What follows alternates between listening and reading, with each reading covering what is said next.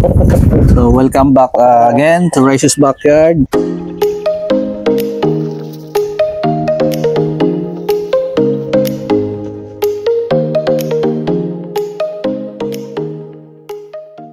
So ito nga pala yung ating black Jersey Giant.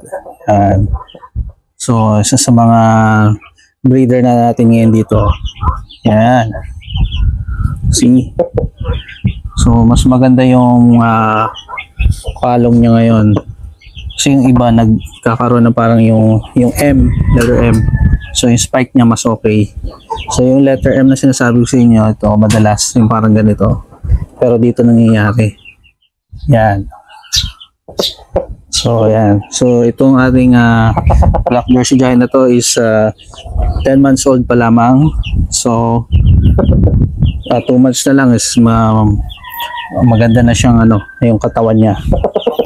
So ito yung ating gagawing breeder, no. Yan. So yan mga Jersey Giant, tataba ng puwet. Yan. Malalapad. Tapos yung kanilang paa. Yan, o. Yan, dilaw. Mas malalaki. Sarap ang ihaw. So, check natin yung iba. So, ito na mga farming yung ating blue Jersey Giant. So, mas malaki siya ng konti kasi mas matanda siya ng 1 buwan. So 11 months old. Yan, ganito na yung 11 months old.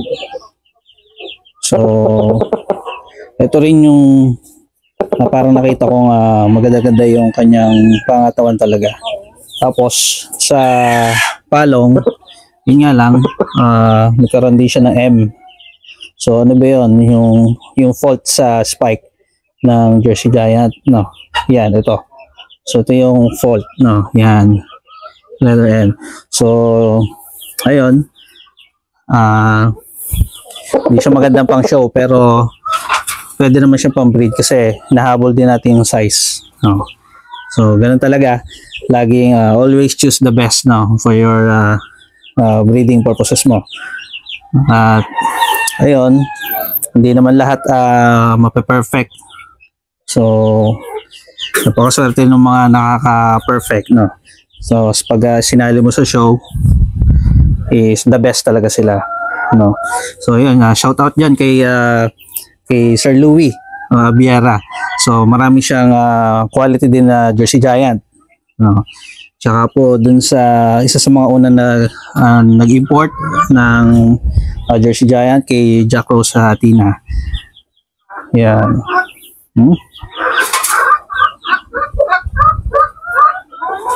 Okay. So yan, mga Jersey Giant na malalapad talaga yung kita nila, matataba din. Tapos malalaki din ng paa. Yan, tapos malakas sila. Yan.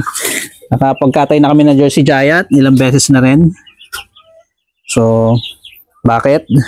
So tinatanggal namin yung mga pangit. Siyempre kahit sabihin natin maganda yung ating Jersey Giant, may lumalabas pa rin pangit, no, sa paningin natin.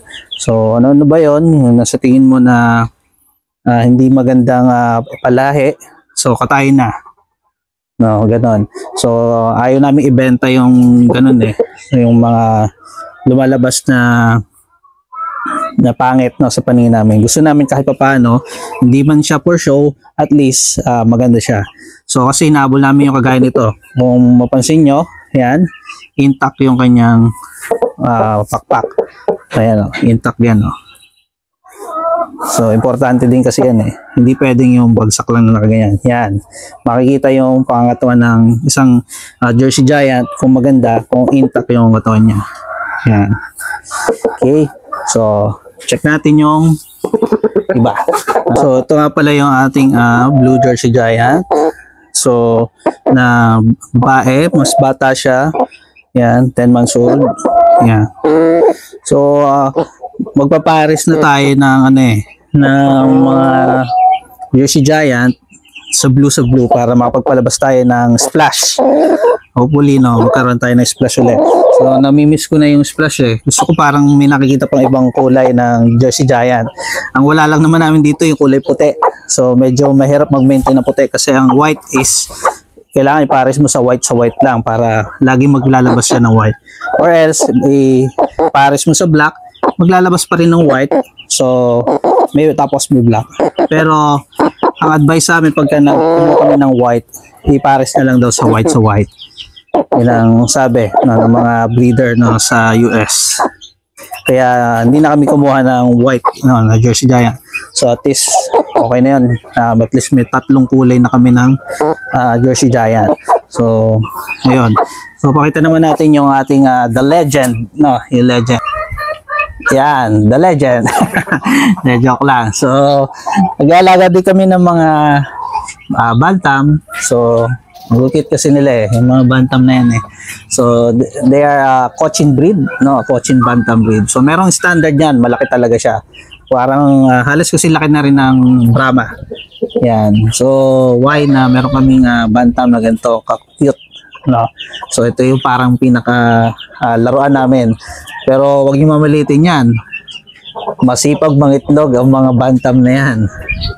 Although maliliit yung itlog, parang kung may kumpara rin sa peewee size, yung itlog nila. Pero sulit kasi masipag naman silang mangitlog. Yeah. Yun lang kagandahan sa mga bantam na.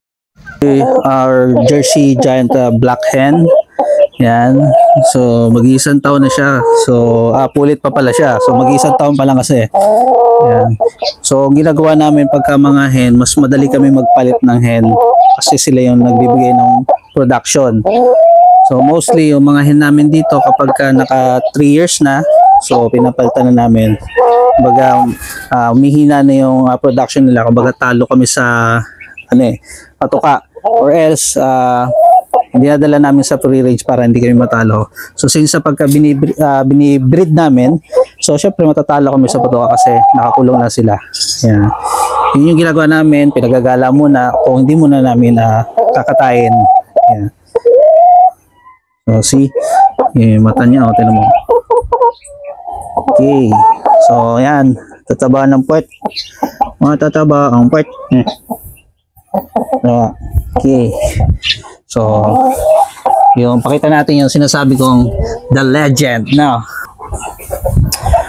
Okay, this is the legend. So actually hindi naman ito talaga yung pinakauna naming Jersey Giant. Kumbaga ito isa na to sa legend. Kumbaga yung mga nauna, syempre day pass na. Kumbaga mahina na silang kumasta kasi over na sila since 2020. Ngayon 5 years na. So okay, kumakasta pa sila. Ibig lang sabihin is hindi na sila ganun na kagiri. Merong iba kahit 5 years na magiri pa rin.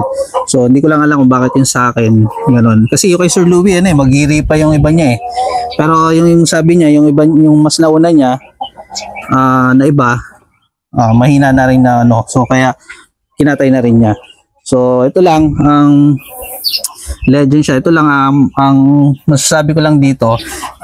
So even the legend, so sa sizes naman wala na kayong masasabi. Ang ano ko lang dito, ang impact lang dito is yung comb niya. So yes, kung mapapansin nyo hindi ganun kaganda yung spike niya. Yan. Hindi siya ganoon. Pero sa size, wala kayong masasabi. Mabigat talaga siya. So this Jersey Giants, kung bakit legend siya, kasi siya ay 2 years na. Sa nakuha na niya yung full sa sizes niya. Yan malaki siya. So ganun din kung pag nakuha na ng iba yung full sizes, ganito rin yung magiging sizes niya. Yan, malalaki din yung niya, malalapad, taba ang puwet. Yan. Tapos dilaw talaga ang paa ng Jersey Giant, Yan, sakit yung nakatusok yung kanyang tahid. So ayan, makikita niyo naman sa tahid, 2 years na, ganyan ang tahid ng 2 years.